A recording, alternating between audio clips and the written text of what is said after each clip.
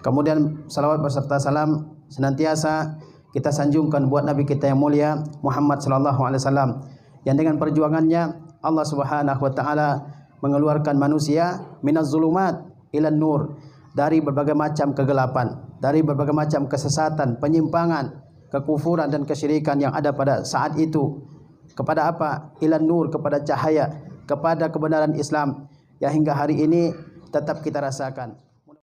Bismillahirrahmanirrahim. Assalamualaikum warahmatullahi wabarakatuh.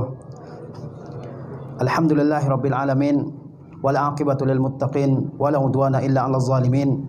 Asyhadu an la ilaha illallah wahdahu la syarikalah wa asyhadu anna Muhammadan abduhu wa rasuluh sallallahu alaihi wasallam la nabiyya ba'dah. Allahumma salli wa sallim ala nabiyyina wa habibina Muhammadin sallallahu alaihi wasallam. Para santri dan santriwati yang dirahmati oleh Allah tabaraka wa taala, pada pagi hari ini Allah Subhanahu wa taala kembali memberikan kemudahan bagi kita untuk berkumpul bersama-sama di sekolah yang kita cintai ini dengan satu niat, yaitu thalabul ilmi, menuntut ilmu. Kita datang dari tempat kediaman kita masing-masing dengan tujuan yang sama, yaitu thalabul ilmi. Mudah-mudahan Allah Subhanahu wa taala memberikan kemudahan bagi kita di dalam menuntut ilmu dan memberikan keberkahan dalam setiap ilmu yang kita pelajari di sekolah yang kita cintai ini. Kemudian salawat beserta salam senantiasa kita sanjungkan buat Nabi kita yang mulia Muhammad sallallahu alaihi wasallam, yang dengan perjuangannya Allah Subhanahu wa taala mengeluarkan manusia minaz zulumat ilan nur, dari berbagai macam kegelapan, dari berbagai macam kesesatan, penyimpangan, kekufuran dan kesyirikan yang ada pada saat itu, kepada apa? Ilan nur, kepada cahaya, kepada kebenaran Islam yang hingga hari ini tetap kita rasakan. Mudah-mudahan kita ini termasuk di antara orang-orang yang senantiasa mengamalkan sunnah Rasulullah sallallahu alaihi wasallam dalam kehidupan kita. Satu-satunya jalan menuju Allah Subhanahu wa taala adalah dengan mengikuti sunnah Rasulullah SAW. Sehingga Imam Ibnul Qayyim rahimahullah mengatakan, kullu turuq ilallahi masduda illa tariqa Muhammad. Semua jalan menuju Allah Subhanahu wa taala ditutup kecuali jalannya Nabi Muhammad sallallahu alaihi wasallam. Dan Rasulullah SAW bersabda, alaikum bisunnati, wajib atas kalian mengikuti sunnahku, wa sunnati khulafair rasyidin al-mahdiyyin, dan wajib atas kalian mengikuti sunnahnya al-khulafa, para khalifah al-mahdiyyin yang diberikan petunjuk oleh Allah Subhanahu wa taala, ar-rasyidin yang benar, Abu Bakar, Umar, Utsman dan Ali radhiyallahu taala anhum. Para santri dan santriwati rahimakumullah taala, sesungguhnya seorang manusia dalam kehidupannya tidak terlepas dari al-khata, dari kesalahan, wal khilaf, dari kekhilafan. Kita semua mengakui bahwa kita dalam kehidupan kita ini ya sering melakukan kesalahan, sering melakukan kekhilafan, sering melakukan dosa, bahkan maksiat terhadap Allah Subhanahu wa taala.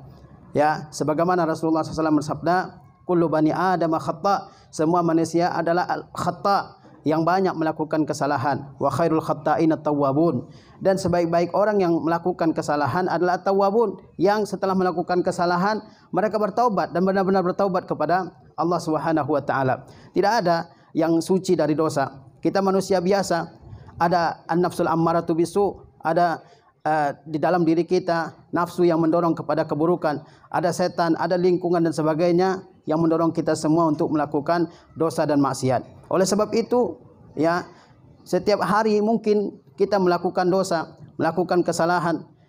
Ya, itu adalah hal yang fitrahnya manusia, melakukan kesalahan. Oleh sebab itu Allah Subhanahu wa taala menyediakan jalan-jalan ampunan bagi kita, yang kalau kita lakukan ya hal-hal tersebut, Allah Subhanahu wa taala akan mengampuni dosa-dosa yang kita lakukan setiap saat dalam kehidupan kita ini. Allah Maha Pengampun, ya. Allah Maha menutupi dosa-dosa hambanya. Sebagaimana Allah Subhanahu wa taala berfirman, "Nabbi ibadi anni anal ghafurur rahim." Beritakanlah wahai Muhammad kepada hamba-hambaku, anni anal ghafurur rahim, bahwa inni anal ghafurur rahim, sesungguhnya aku adalah al-ghafur, yang maha mengampuni dosa-dosa hamba, yang maha menutupi dosa-dosa hamba. Ar-Rahim, Ar-Rahim kata ulama, yaitu Allah Subhanahu wa taala ketika seorang hamba sudah bertaubat, maka Allah Subhanahu wa taala tidak akan mengazab hamba tersebut atas dosa-dosa yang dulu dilakukannya sebelum bertaubat. Kemudian Allah mengatakan, wa anna azabi huwal azabul alim, dan sesungguhnya azabku adalah azab yang pedih. Jadi Allah SWT terangkan kepada kita, ya, dan Allah perintahkan Rasulnya menerangkan bahwasanya Allah Subhanahu Wa Taala itu Maha mengampuni dosa-dosa, ya. Dan Allah Subhanahu Wa Taala tidak akan mengazab hambanya apabila dia bertobat kepada Allah Subhanahu Wa Taala atas dosa-dosa yang dilakukan sebanyak apapun dosanya. Tetapi jangan lupa, kalau orang menyepelekan dosa yang dilakukannya, sesungguhnya azab Allah Subhanahu Wa Taala sangatlah pedih. Oleh sebab itu seorang muslim, ya, jangan merasa suci. Dia harus senantiasa bertaubat, beristighfar kepada Allah Subhanahu Wa Taala dalam kehidupannya. Ingatlah kita Nabi kita yang mulia Muhammad SAW. Beliau dalam sehari beristighfar 70 kali, memohon ampunan kepada Allah SWT berapa? 70 kali. Dalam riwayat lain dikatakan 100 kali beliau mengucapkan astagfirullah, aku mohon ampun kepada Allah. Ini Rasulullah SAW, orang yang suci dari dosa, ya, dosa kecil, dosa besar, dari maksiat. Beliau sehari meminta ampun kepada Allah sebanyak 70 kali. Apalagi kita, hamba-hamba yang penuh dengan dosa, dengan kesalahan, mestinya lebih banyak. Mestinya lisan kita tidak bosan-bosannya mengucapkan astagfirullah, astagfirullah, astagfirullah. Aku mohon ampun kepada Allah. Ya, jangan merasa kita yang paling benar. Jangan merasa kitalah yang tidak pernah melakukan kesalahan. Ada amal-amal yang jika dikerjakan oleh seorang hamba, maka Allah Subhanahu Wa Taala akan ampuni dosanya. Di antaranya adalah seorang hamba jika bertakwa kepada Allah Subhanahu Wa Taala, dia melaksanakan apa yang Allah perintahkan, dia jauhi apa yang Allah larang, dengan berdasarkan kepada ilmu yang ada dalam Al-Quranul Karim dan dalam sunnah Rasulullah SAW. Dia mengharapkan pahala dari Allah SWT. Dia takut akan neraka. Inilah pengertian at-taqwa, ketakwaan. Ketika seseorang bertakwa kepada Allah, maka Allah Subhanahu Wa Taala janjikan kepada dia dua perkara dalam satu ayat. Yang pertama, Allah Subhanahu Wa Taala akan berikan kepadanya furqana, pembeda dalam dirinya antara yang hak dengan yang batil. Dia mengetahui mana yang hak, mana yang batil, mana yang halal, mana yang haram, ya, mana kebenaran dan mana kesesatan. Kemudian wa yukaffir ankum sayiatikum, Allah SWT akan tutupi dosa-dosa kalian. Kemudian kata Allah SWT, wa yaghfir lakum, Allah ampuni kalian. Allah SWT berfirman, ya ayyuhallazina amanu, wahai orang-orang yang beriman, in tattaqullah yaj'al lakum furqana.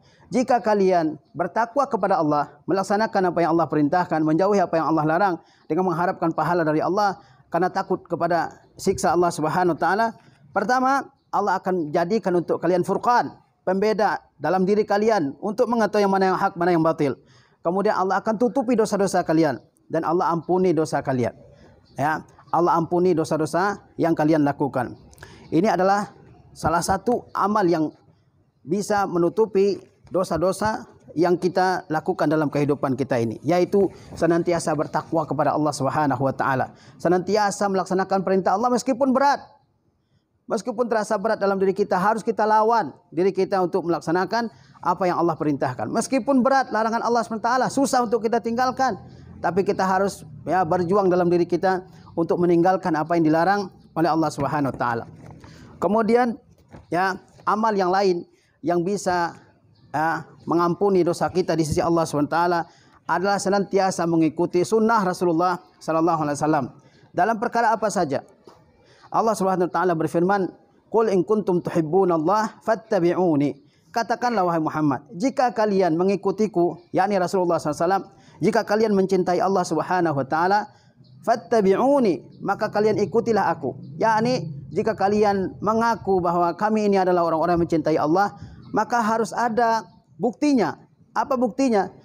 Ittiba'un Nabi sallallahu alaihi wasallam, mengikuti Nabi sallallahu alaihi wasallam. Ya. Sehingga para ulama mengatakan ayat ini namanya ayatul mihnah, ayat ujian. Ya. Karena setiap orang yang, ya, mengatakan saya cinta kepada Allah, dia harus membuktikan. Apa buktinya? Ya. Sebagaimana seseorang kalau mengatakan saya cinta kepada seseorang, dia harus buktikan. Ya, bukan sebatas omong doang. Nggak cukup, harus ada buktinya. Ya, kalau tidak semua orang bisa mengakui bahwa saya mencintai seseorang, ya. Ya. Tapi harus ada buktinya. Apa buktinya kalau kita cinta kepada Allah? Fattabi'uni, kalian ikutilah aku. Bukti orang cinta kepada Allah, dia bersedia mengikuti Rasulullah sallallahu alaihi wasallam dalam segala hal, dalam akidah, dalam ibadah, dalam akhlak, dalam adab, dalam bermuamalah, dalam berinteraksi dengan sama manusia. Dia mengikuti Rasulullah sallallahu alaihi wasallam. Dia yakini bahwa petunjuk Rasulullah adalah petunjuk yang terbaik. Bukankah itu yang selalu kita baca, ya? Wa khairal hadi hadi Muhammad. Sebaik-baik petunjuk adalah petunjuk Nabi Muhammad. Tidak mencari petunjuk yang lain selain petunjuknya Nabi Muhammad sallallahu alaihi wasallam. Karena petunjuk Nabi adalah al-haq, kebenaran, ya. Apa kalau orang mengikuti Rasulullah SAW, ganjaran apa yang dia dapatkan? Yuhibbukumullah. Allah akan cintai kalian. Allah akan mencintai kalian. Kalau Allah sudah cinta kepada kita, Allah bimbing kita dalam kehidupan kita ini. Allah berikan pahala yang besar. Allah masukkan ke surga. Kemudian apa lagi? Wa yaghfir lakum dzunubakum. Dan Allah akan ampuni dosa kalian. Orang enggak akan diampuni dosanya kecuali kalau dia ya bertobat kepada Allah dengan mengikuti jalannya Rasulullah sallallahu alaihi wasallam. Kemudian di antara sebab seseorang memperoleh ampunan dari Allah SWT jika dia ya sering memberikan bantuan kepada orang lain, berbentuk sedekah, berbentuk pinjaman dan sebagainya. Dia ingin meringankan beban orang lain di sekitarnya, teman-temannya, mungkin saudaranya, kerabatnya. Dia ringankan beban orang dengan memberikan pinjaman ya ataupun sedekah, bantuan kepada orang tersebut. Ini Allah Subhanahu wa taala sebutkan dalam firman-Nya, "In tuqridullaha qardan hasana yudha'ifhu lakum wa yaghfir lakum."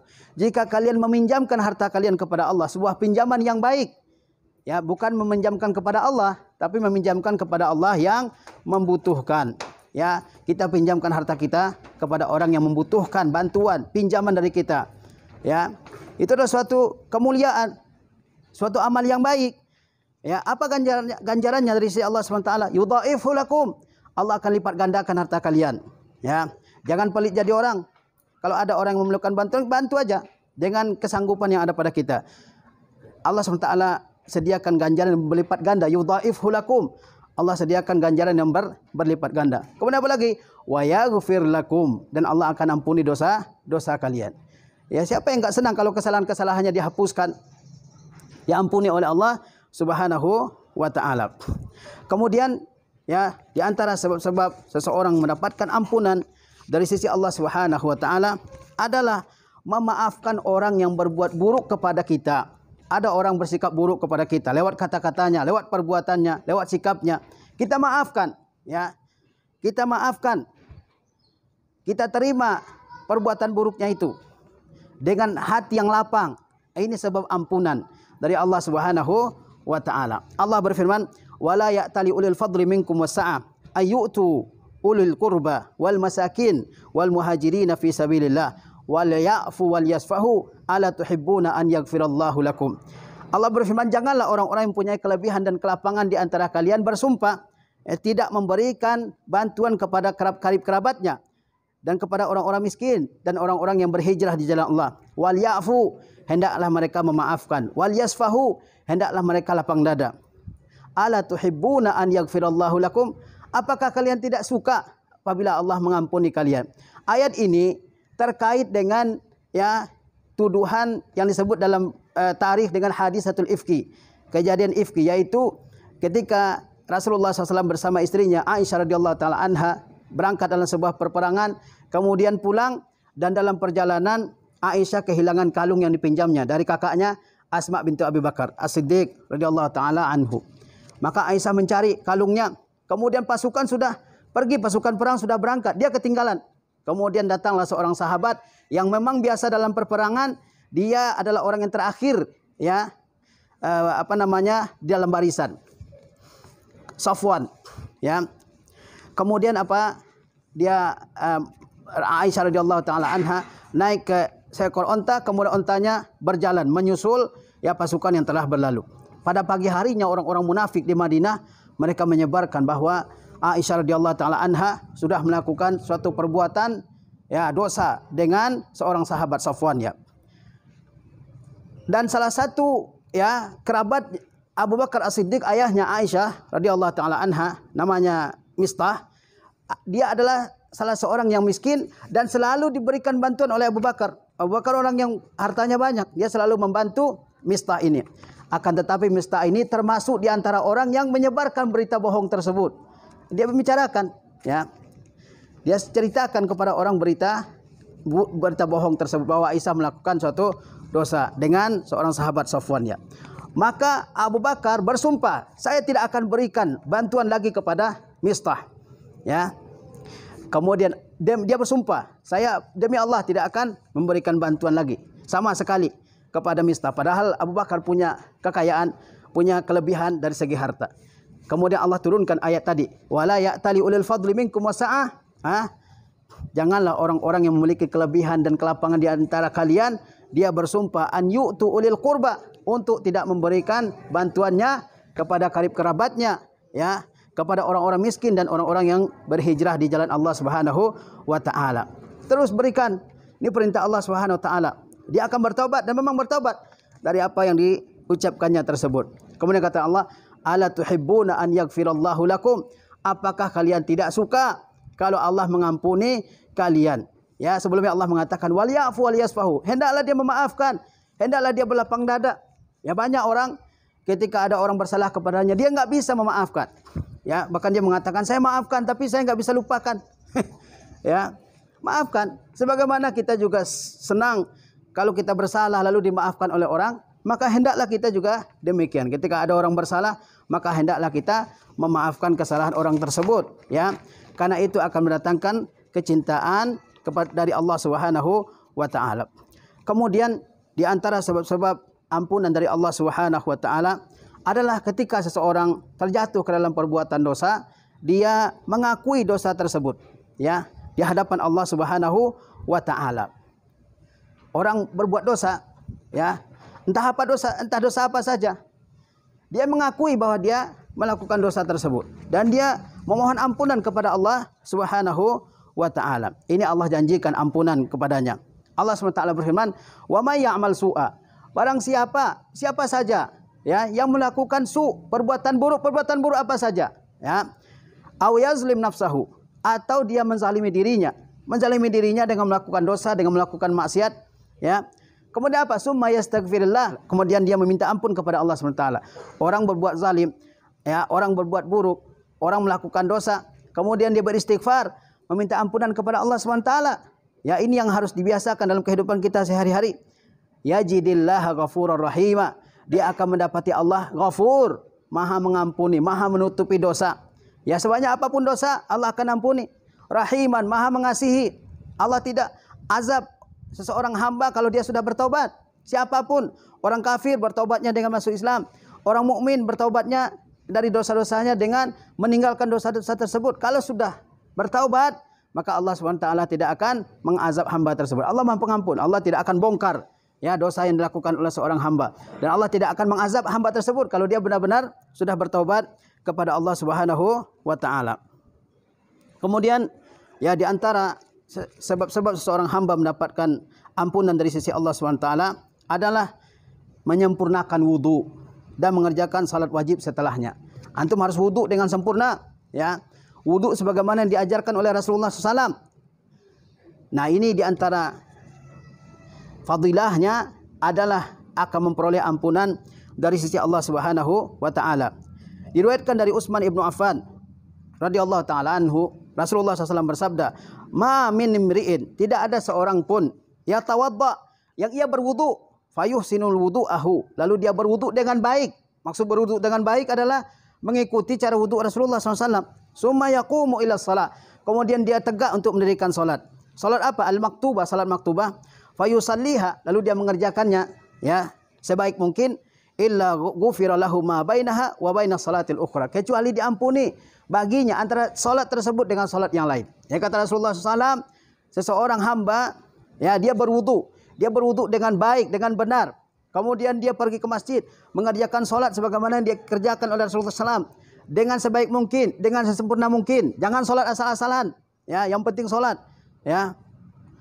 Rukuknya, sujudnya, bagaimana bacaannya dan doanya dan sebagainya harus disempurnakan, khusyuknya yang harus disempurnakan. Jangan salat dengan asal-asalan. Kalau dia berwudu dengan sempurna, salat dengan sempurna, apa fadilah yang Allah janjikan kepadanya?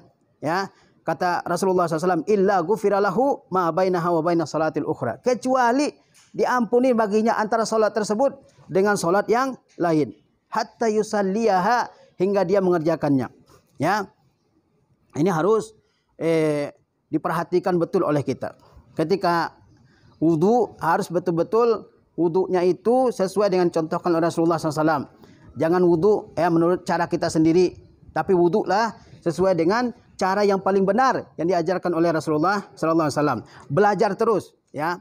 Bagaimana tata cara wudu Rasulullah yang benar, bagaimana tata cara salat Rasulullah yang benar, karena kita diperintahkan untuk salat seperti Rasulullah. Sallu kama ra'aitumuni usalli. Dan salatlah kalian sebagaimana kalian melihatku salat. Dan Rasulullah contohkan betul kepada para sahabat cara salat itu. Sahabat melihat. Nah, itu yang kita ikuti dalam kehidupan kita. Harus dengan ilmu, ya. Harus berdasarkan ilmu bagaimana mengerjakan ibadah ya.